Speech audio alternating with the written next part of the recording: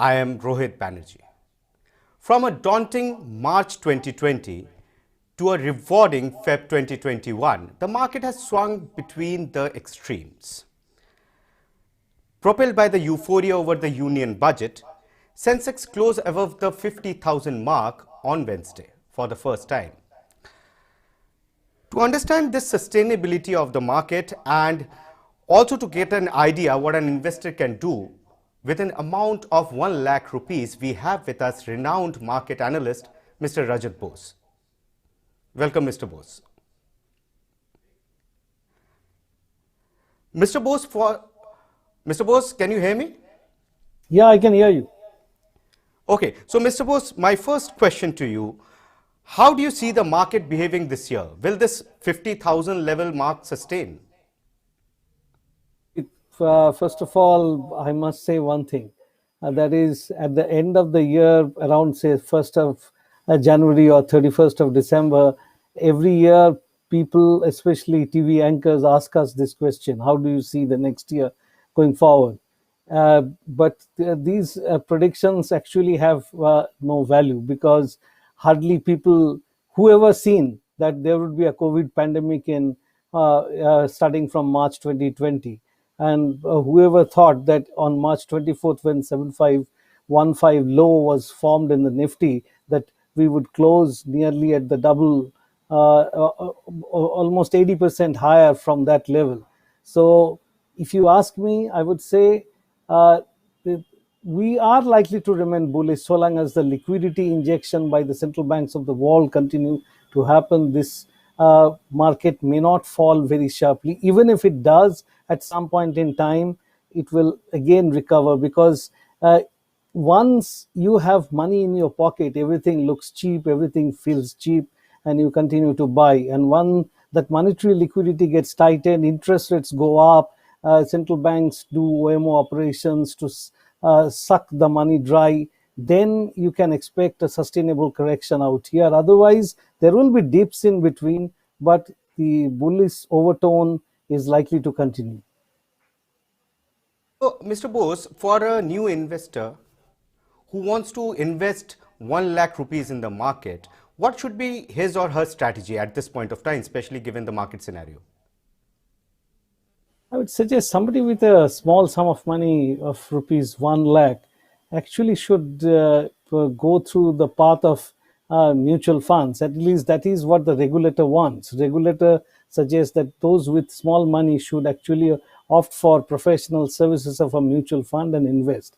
Now, that is the regulator's point of view. And suppose if this individual investor you are talking of, our hypothetical individual investor, if he or she wants to invest directly, then I would suggest, first of all, invest for real long term.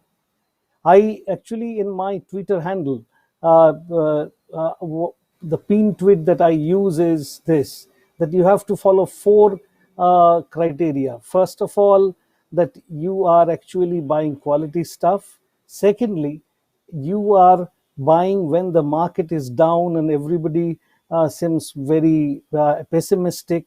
At that point of time, remember March, end of March or April, around that time, if you have bought now, you are happily moving to the bank to encash whatever money you have got as profits.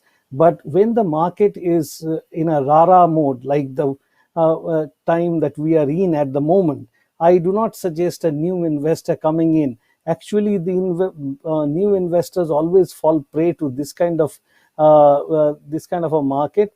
The lure is too good to not to avail. The problem that happens is that everybody is making money. Why don't I? But the point is that you never know when that sharp correction will happen.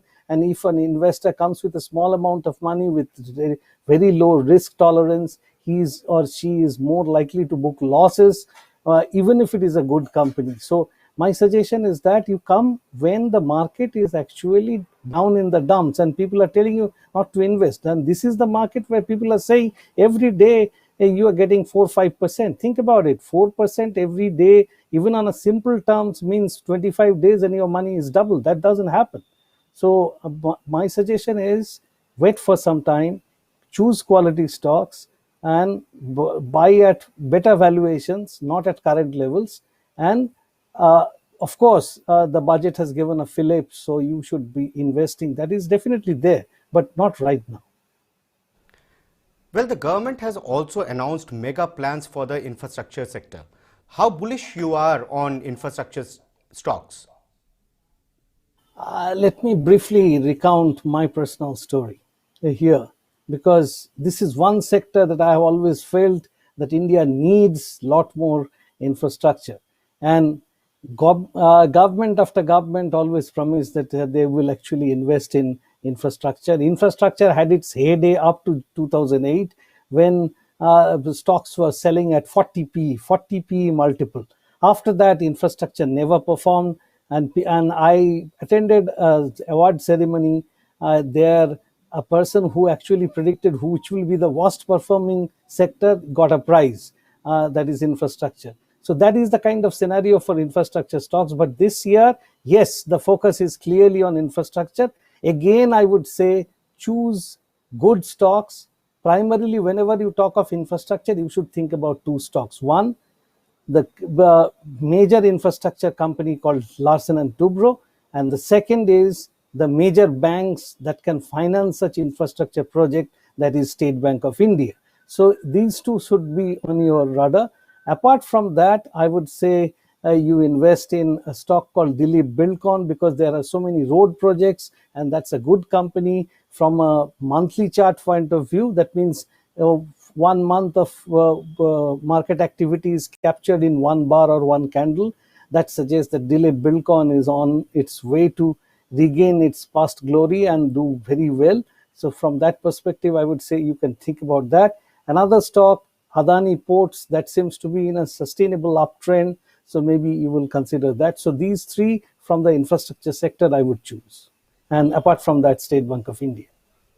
Okay, so what are the other stocks or the other sectors that are on your radar? Well, Rohit, I should tell you some statistics. Statistics in the sense, not exact numbers, because I do not have them in front of me at the moment.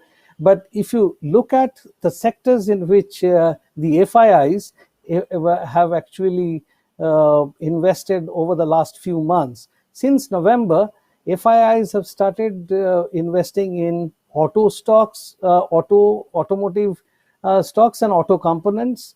That is a major area, but their major investment is in the financial sector. That is banks, about up to, I think, January, not January, I think it is the 15th of January. Uh, their investment in banks had been 7,87,000 crores, in the sense that it is the asset under custody. That is the figure that I'm quoting. And rest is financial services, total 13 lakh crores.